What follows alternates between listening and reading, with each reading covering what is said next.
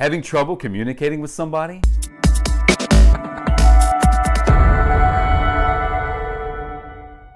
Hey, I'm Travis and welcome to ThinkKnowLive.Media, where we come together to comment on, respond to, and break down some of our favorite books and biblical topics, as well as talk about some things going on in social media and in pop culture.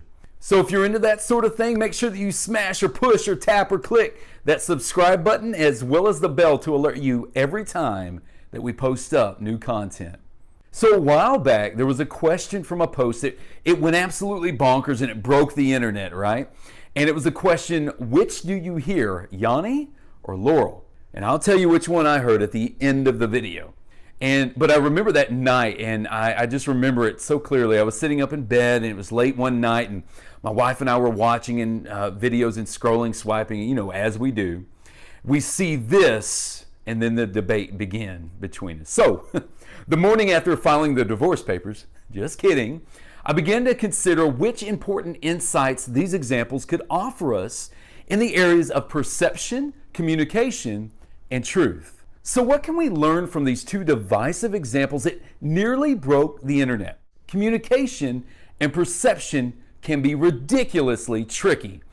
How many friendships were put on the line with these conversations about maybe it was the infamous dress or the Yanny-Laurel debate? The interesting thing about these examples is in and of themselves, they don't even matter in the grand scheme of life. But what about the things that really do matter? And how can Scripture help us understand correctly and communicate effectively with those who may not understand why we've put our trust in Jesus? So the first one that I want to talk about is that perception is relative. What do I mean? Let's look at 1 Corinthians chapter 2, verses 11 and 14. It says, "For who among men knows the things of a man except the man's spirit within him? So too, no one knows the things of God except the Spirit of God. The unbeliever does not receive the things of the Spirit of God, for they are foolishness to him, and he cannot understand them because they are spiritually discerned." How in the world can you truly and accurately get someone when you're in fact not that person? Have you ever considered the vast array of personalities out there? Not to mention the mind-boggling amount of different worldviews that are available to all of us.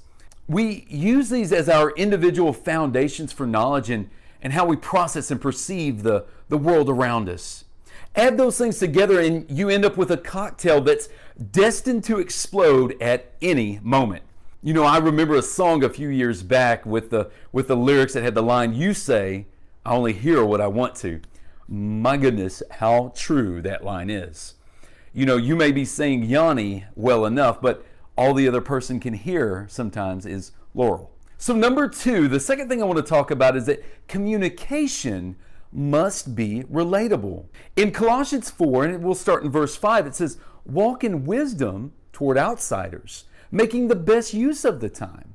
Let your speech always be gracious, seasoned with salt, so that you may know how you ought to answer each person." The current climate within our culture has so confused terms and definitions and meanings that it may seem utterly impossible to find a starting point. Still, you must be the bigger person and find that common ground. Even though we can all easily argue about anything, even the most polemic among us can usually find some area of agreement, some common ground. So start there, build on that. The more conversations that I have, the more that I realize I'd rather err on over-clarifying rather than just assuming that the other person in the conversation gets me. When confusion is viral, empathy is vital. With conversations that truly do matter, we should be mindful not to sugarcoat what it is we're trying to say. People can see through that and will not respect you for it. However, as Paul advised the people at Colossae, our words should also have a savory flavor to them. Salt in the verse is a unique choice of words as it has both the properties of being a preservative and an irritant at the same time. You can preserve the dignity of the person while at the same time discussing a topic that carries a natural tension within it.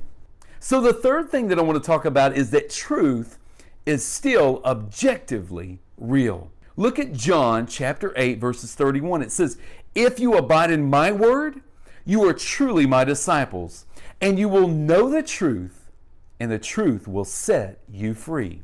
If you want to see one of the greatest examples of the yanny laurel debate as it plays out in Scripture, read all of the narrative from chapter 8 of John to see it in its full context. This is exactly what we see happening in a conversation between Jesus and the haters of his day. He was clearly saying one thing and they kept hearing something completely different.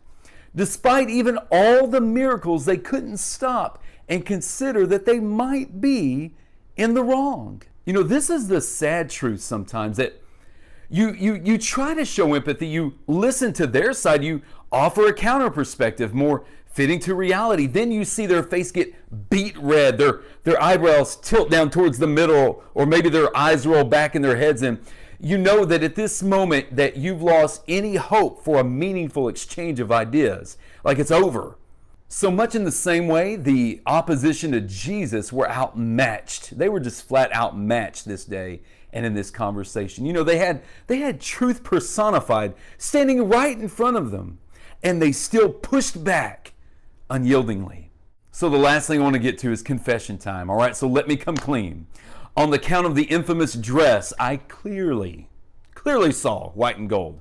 However, when the evidence presented itself, I couldn't argue that the actual color was eventually confirmed as blue and black.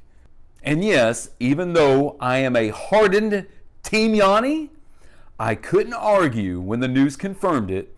And according to HuffPost, sorry Team Yanny, they say sorry Team Yanny, but multiple news outlets have confirmed that the infamous audio clip comes from vocabulary.com, where it serves as a pronunciation feature for the word laurel, defined as a wreath worn on the head, usually as a symbol of victory. Well, I've got victory in Jesus. All right, so what do you think? I would love to hear. Let's discuss it in the comment section below.